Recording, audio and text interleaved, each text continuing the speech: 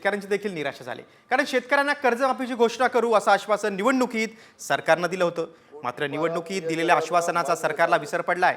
यावेळी मात्र शेतीसाठी AI तंत्रज्ञानाचं धोरण राबवणार असल्याची माहिती देखील सरकारनं दिली आहे. तसंच शेतमालाला हक्काची बाजारपेठ मिळवून देण्याची घोषणा देखील करण्यात आलेली आहे. 26 या वर्षाचा राज्याचा अर्थसंकल्प सभागृहाला सादर करतो.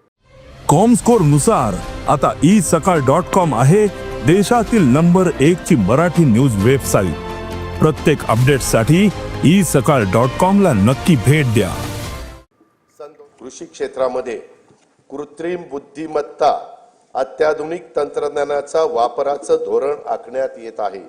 शेतकऱ्यांना पीक नियोजनाचा सल्ला देणं, उत्पादन खर्च शेतकऱ्यांचा कमी करणं, उत्पादकता शेतकऱ्यांची वाढवणं, दर्जेदार शेतमालाचे उत्पादन तसेच शेतमालाला हक्काची आणि शाश्वत बाजारपेठ मिळवून देणं यासाठी शासकीय, निमशासकीय व खासगी क्षेत्रात उपयुक्त असलेल्या प्रणाली शेतकऱ्यांच्यापर्यंत पोहोचवण्यासाठी कृत्रिम बुद्धिमत्ता तंत्रज्ञानाचा वापर करण्यात येणार आहे.